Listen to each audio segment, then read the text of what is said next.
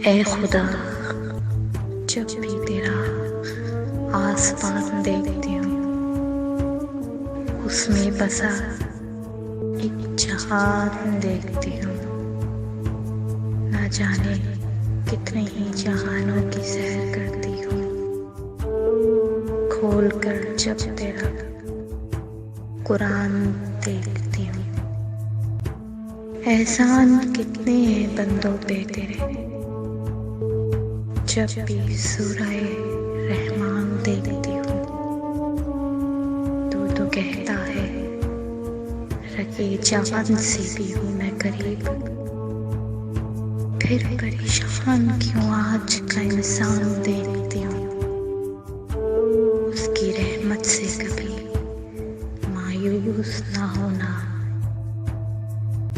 इब्ने आदम, तुझ पे मैं उसकी रहमत के निशान देखती